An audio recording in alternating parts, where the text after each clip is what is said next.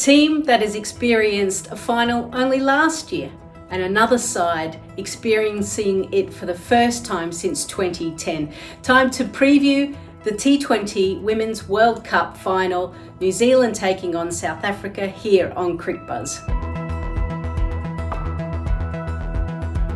The strengths for South Africa have certainly been their top order. They've probably been the best batting group. They haven't really had a chance for the middle order to spend some time in the middle because Wolvaardt, Brits, Anneke, Bosch have been standouts. Even Marizanne Kapp has got a player of the match performance with the bat and the ball. We haven't seen Chloe Tryon yet.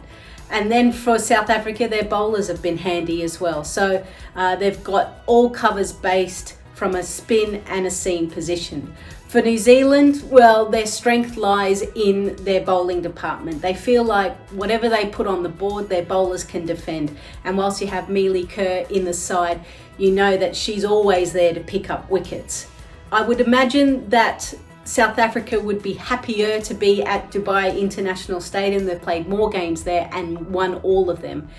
New Zealand, on the other hand, have played 2 games at Dubai and have won them.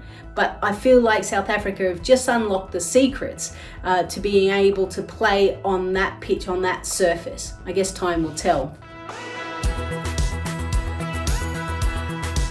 Well, Mealy Kerr, I mentioned her, the fact that she's got 12 wickets. Eden Carson, 2 player of the match performances. She feels like, or she seems like, the player that wants to take wickets and be able to put her hand up to the captain to say, give me the ball. Rosemary Mayer, while she picked up that 4 wickets against India, she has performed really well. And then you've got Leah Tahuhu with some pace. Plimmer has been excellent at the top of the order for New Zealand. And Devine, while she's there in the middle, you feel like New Zealand could set a big total or chase any total. For South Africa, well, the key players, Wolvaardt and Brits, but I probably would look more at Brits to get off to a flyer. When she seems to do that, Wolvaardt comes into her own, and if Anneke Bosch can do what she did last time, then they will certainly be happy. Bowling point of view, Marizanne Kapp. I feel like because of her ability to nip the ball around and her partnership with Ayabonga Kaka, I actually think they'll be ahead of New Zealand's top order. It'll be a bit more of a struggle for a Suzie Bates and Georgia Plimmer, so watch out for that matchup. My tip to both sides, soak it up, enjoy it, because you actually never know when the next ICC final you'll be playing. It's a special moment for all players, coaching staff. You guys have worked so hard to get here, and this is the moment where hopefully you put some icing on the cake.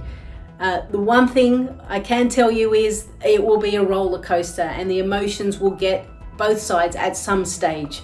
So just keep calm. Just keep focusing on what you need to do with the ball in hand or the bat in hand.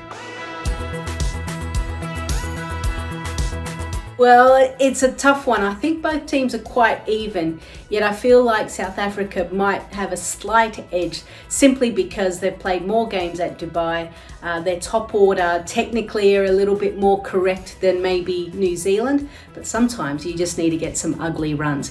Can New Zealand find a way to, if they bat first, to post a total of 140, 145? Because if they do that, they'll give their bowlers every chance of winning the game.